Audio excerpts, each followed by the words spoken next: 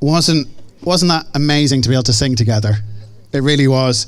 And as we were doing the lyrics of the songs today, as we were singing them, I was just acutely aware of like how prophetic in nature some of these are. So if you're kind of sitting there kind of thinking to yourself, well, we just talked about water being turned into wine.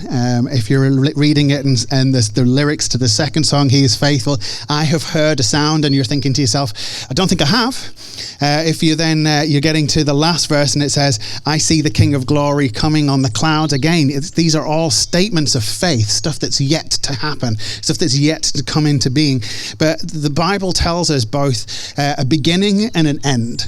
And the end part is the bit that's exciting for us, especially as we head towards what is yet to come. And so we look forward essentially to that end part and go, wow, this is going to be amazing. And we're going to be looking today at the concept of the kingdom of heaven and what that actually means to us in the here and now. And particularly that second song, as we sang, He is faithful. I think it's just an acute reminder of two things. First one is declaring, that chorus is amazing as it states, it's just a reminder that He is faithful. He is glorious. Who is this that we're worshiping? He is Jesus. That all of my hope is in Him. That He is freedom and healing. That there is hope and joy, love and peace and life. These are things that we need to remind ourselves that this is the God that we worship.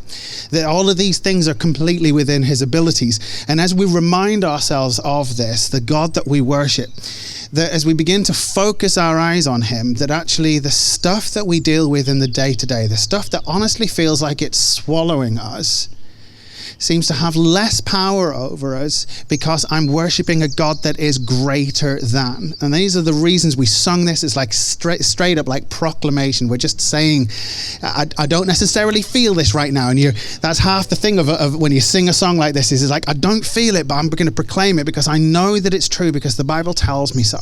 And as we begin to worship and push through, so too we begin to see a change, not just in ourselves, but in the world around us. Now, today, I'm looking at, in my opinion, probably one of my most favorite of Jesus' statements about Himself. And we're going to look at this together. Now, if you've got Bibles with you, great. And if you have, follow with me. If you've got your phones and you've got it on your phone, this is the one time in church that you're allowed to take your phone out. And this is a chance to be able to follow along. I'm reading in the New Living Translation. And I'm reading from Luke chapter 11, and I'm only reading the last three verses, which is verse 28 through to 30. So I'm just going to read this. Now, bearing in mind, at this point, Jesus is wandering around and he's basically preaching. This is chapter 11. This is pretty much the halfway point of Matthew's gospel. So it's almost like it's a halfway point. And here's Jesus with this just incredible statement, and it is this.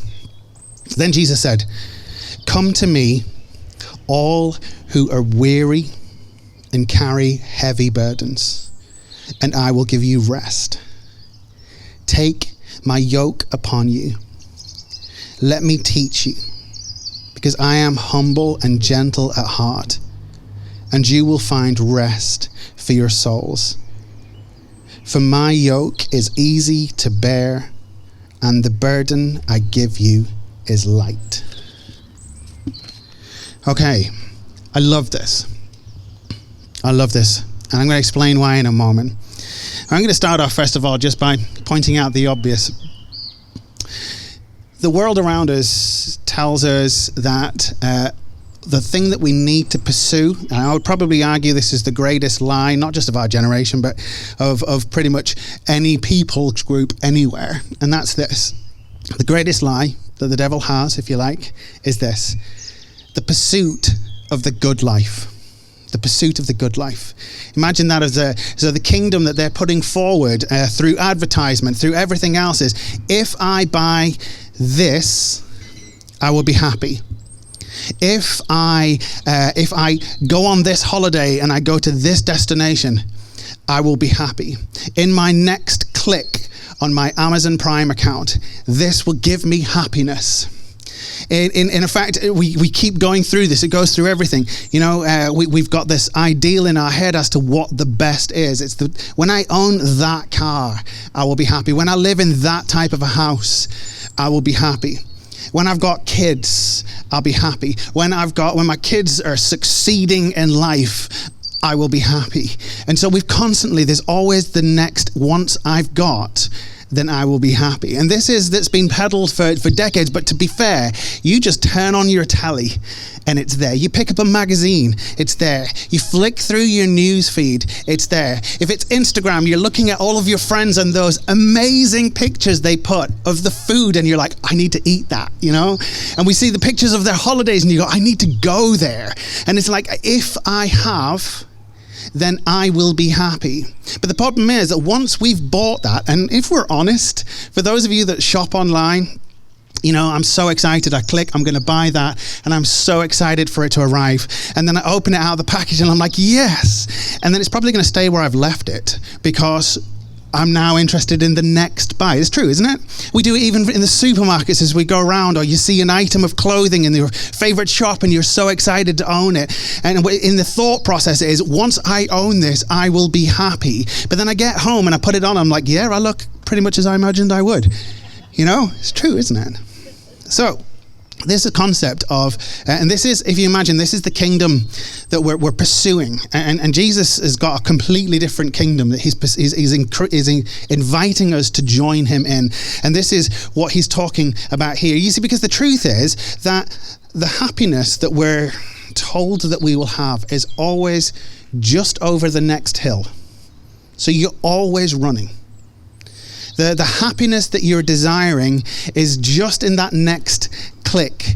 But yeah, if we're really honest, we know that the happiness is the carrot and it's on an end of a stick. It doesn't matter how much closer we get to it, that is always going to get further and further away. And what does that do to us? Well, we've been talking for quite a while about this idea of like the pursuit of hurry. Like we just run from one thing to the next, and it's exhausting. We are constantly on the go. From the moment that we wake up, for those of you with smartphones, probably one of the first things you do when you wake up is check your notifications. Before you realize it, 20 minutes have gone, you've not really moved, and it's not good. I mean, sad fact, but you know, if you take your phone to the toilet, you've pretty much just assigned to the next half an hour, and that your bum's gone numb, and then trying to stand up, you're almost embarrassed by the fact you can't feel your legs anymore. We know our phones are not good for us, yet we carry them everywhere. Heaven forbid I leave the house without it because I'm having a sweat, because I don't know. What if somebody tries to contact me and I'm not? This is the life that we've almost assigned to it. Now, for those of you that don't have smartphones, you're thinking, oh, I'm so glad. I'm so much better than all of you guys, right? But you know what? Each of us replace it with something else. I mean, we do find ourselves constantly running. If it's not that, it's the list of jobs you have to do today. You know, I wake up and I know that I've got all the jobs I need to do work-wise. I've got all the jobs that I need to do around the house. I've got all the jobs that I need to do in my garden. If I'd like to, if I've got spare time, then I've got a whole series of hobbies that I would really like to pursue. And I am literally going, oh Lord, at the end of the day, God, wouldn't it be nice if there was more hours in the day? But you know what? If there was more hours in the day, do you know what we'd do with it? We'd fill it with something else, wouldn't we? It's not that I'm going to sit down and just enjoy, oh, thanks God for this extra hour, I'm just going to enjoy it. No, we'd stick it in our diaries. We'd fill it with something else. Another meeting, another friend, another something. We're in a constant rush. Our lives are busy. And that is by its very nature. For those of you that are parents, I know this because I've got kids of my own. This week was my daughter's 18th birthday, and it was just a joy to go and spend some time with her and just enjoy it. But I know what it's like having kids, and it's as if your life wasn't busy enough beforehand. Then suddenly you've got kids, and then they get to that age where it's like after school clubs. Any parents know this? And it's, if you're not careful, there's an after school club for absolutely everything, you know. There's an after-school club for swimming because I don't want my kid to be the only kid that can't swim. There's an after-school club for karate or some other form of martial arts because I don't want my kid to be that one kid that gets beaten up in the playground. or for extracurricular activity because I want my child to do well. And it's one thing after another. It's scouts and clubs because, these are life skills and these are great. If we're not careful, there is an after-school club for absolutely, we are running. And then if you've got multiple kids, then you're doing 3 or 4 different ferrying around to be able to get around it. See, the thing is, and I'm basically stating this because I want you to know that no matter what chapter of life you're at, hurry is part of it in all of it. This is, and we rush from one thing to another. And God is asking us to slow down. So why do I love this verse that we've just read? Well, let's go back to it. Again, Jesus says to you, come to me, all of you who are weary and carry heavy burdens. I'm just going to press pause there. Anybody feel like that today? I know I do. This idea that actually my life is full of stuff that I am weary. I'm running from one thing to another. That we carry heavy burdens. And those heavy burdens come in all manner of sizes. It could be that you are a parent. There's so much on your plate at the moment as a parent. It could be that actually, you're carrying with you sense of failure from the past that actually no matter how hard, you can't shrug it.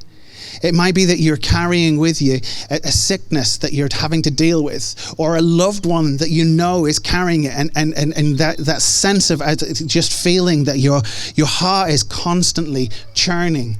There's a sense of just weariness within us. And that's before we actually look at the pursuit of everything that we've just looked at. We know what it is like to be on the go, to be running from one thing to another. And what does Jesus say? He said this before smartphones were existed. He says, come to me, all of you who are weary and carry heavy burdens. And what does he promise? I will give you rest. Anybody feel that you need that rest? Listen to what he explains that it's going to look like. He says this, take my yoke upon me. Let me teach you, because I am humble and gentle at heart, and you will find rest for your souls. For my yoke is easy to bear, and the burden I give you is light.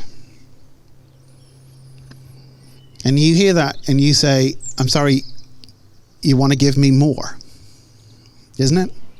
See, what is he saying? He says, actually come to me and I'm going to give you a burden. I'm going to take my yoke upon you.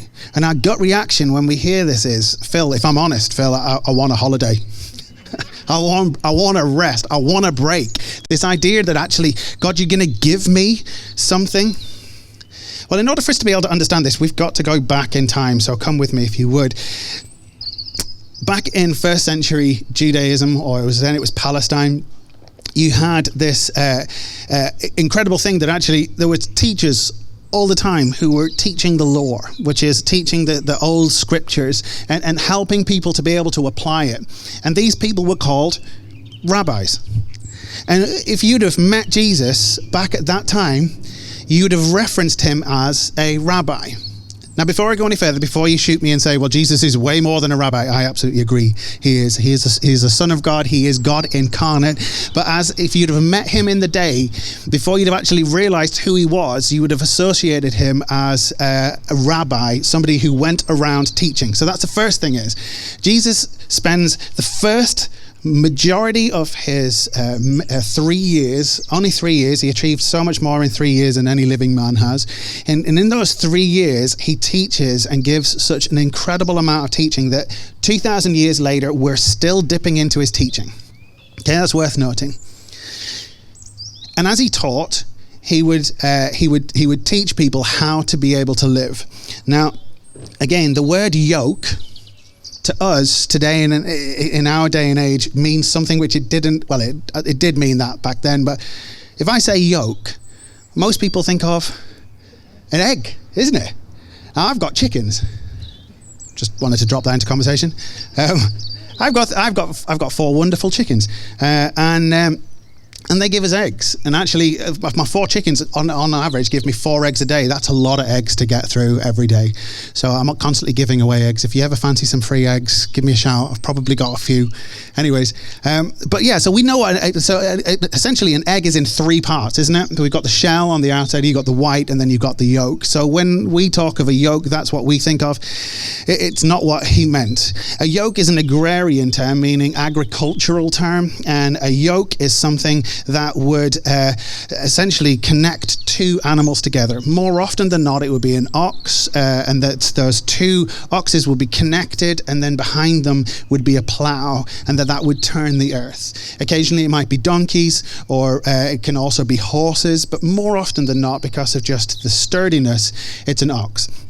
Now again, something else that we aren't aware of is that there would be, the 2 oxes would be of a different age. One would be an ox that has been doing this for a long period of time and that knew how to do it. The second one would be a younger ox that would be yoked, which would be a wooden bar that would connect them shoulder to shoulder. And this ox, new one, if it just was given a plow, it would run all over the field, and you'd end up with parts that were plowed, parts that weren't, parts that were probably plowed 3 or 4 times, and some bits that were completely missed. So the purpose was they would fix the 2 oxes together to make sure that this new one would learn how to be able to walk in a straight line, who would be able to follow the farmer, and who would be able to do the job. So then eventually, when the old ox passed away, a new ox would be attached to the what was new ox that is now the old ox, and so it continues. Do you see how this works? So we miss this term yoke. But actually what it means is if you yoke yourself to Jesus, and he's saying, take my yoke upon you. So he's saying, I am the mature, older ox in this scenario. And he's saying, if you come to me and you yoke yourself to me, because he's the established, it would be the older ox that for the most of it would be doing most of the work. And that young ox would still constantly be trying to veer off and go in its own direction, but the main ox's job was to carry the weight and to teach, so that eventually at some point this ox would be mature enough to be able to handle the field and all that it brought with it together. So as Jesus is using this term and he says, take my yoke upon you, it means so much more than we could imagine. Because he's essentially saying, come to me and live as I want you to live. And as you live as I do and do what I do, as you take on my style of lifestyle, I will carry the majority of the weight and we will do this together. This is what he's inviting us to. So when we hear this, as Jesus says, come to me, all who are weary, and I will give you rest, he's saying, unyoke yourself from where you currently are. Or if you're just running loose and causing chaos, and if we just look back in our past, we can see over and over again that this sense that actually that's us, that we've managed to create chaos in our past as we've tried to do it on our own. So instead he says, pursue me, pursue my kingdom, yoke yourself to me. As you live as I say to live, you will find freedom, you will find hope, you will find joy, you will find life. This is what Jesus is offering. And that was 2,000 years ago. And today, his call is exactly the same. All of you who are weary, if you've kind of been doing life on your own and you realize actually you're causing chaos, you're in good company because we're all in the same boat. If you're feeling weary and hard and life is difficult, that's quite often because we took all of it back onto ourselves. It's like we're trying to take all the weight, that we're trying to take it back. For those of you that have been Christians for years, this applies to us because so often we kind of say, do you know what, Jesus, I'm good now. I've got this. And then we find ourselves veering off and going all over the place. And again, Jesus' call is the same. So whether you've been a Christian for decades, or whether this is new to you, Jesus' call is the same.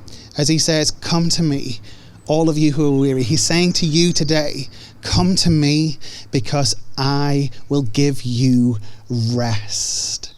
And how do you do that? You take on his lifestyle. That's not to say that I'm trying to squeeze Jesus into bits and pieces of my life. He's saying, ditch your old way of doing things and do as I do.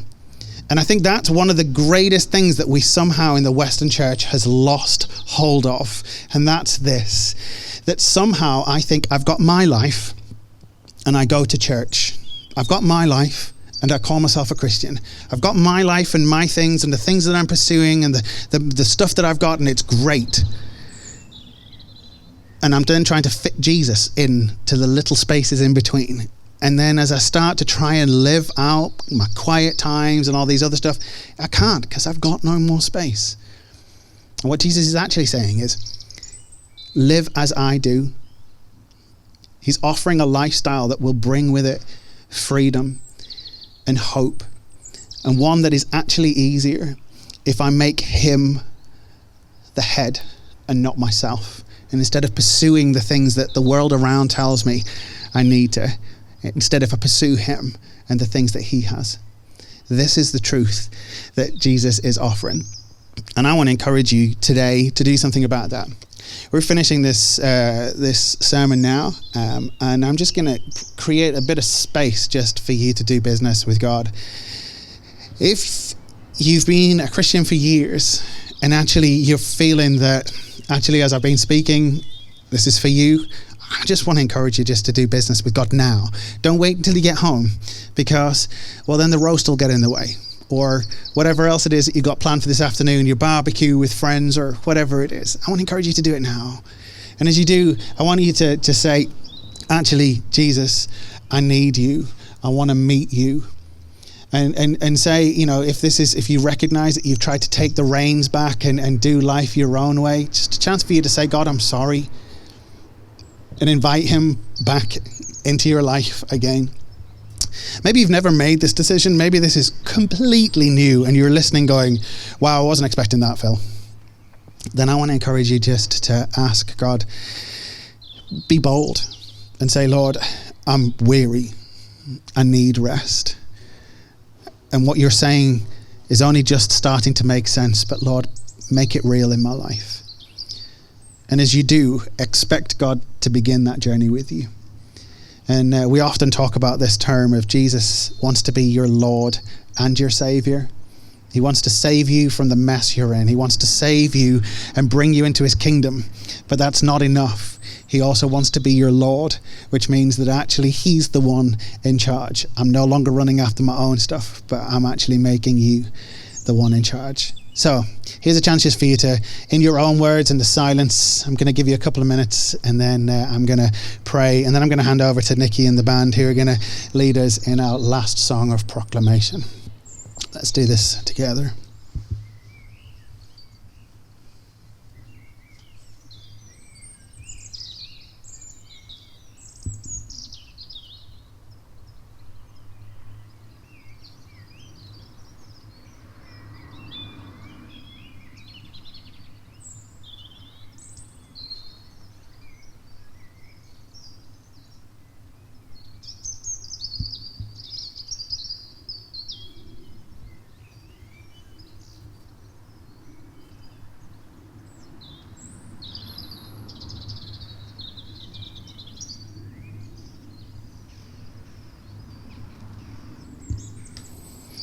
Lord Jesus, each of us here can honestly say that life and its pressures leave us feeling weary. Lord, that many are struggling and feel heavy burdened. And God, we just ask that you would meet us here. We recognize that actually hope and life are in you. So Lord, as we, the younger ox in this scenario, choose to yoke ourselves to you, knowing that there's a life with a lighter load, that we can do life with you in tandem. This sounds amazing. And so God, we just say we're sorry for the mess that we've made, but we come to you with open hearts and say, yes, Lord, we want to be part of your kingdom and following your ideals and not lost in that of the world. In Jesus' name, amen.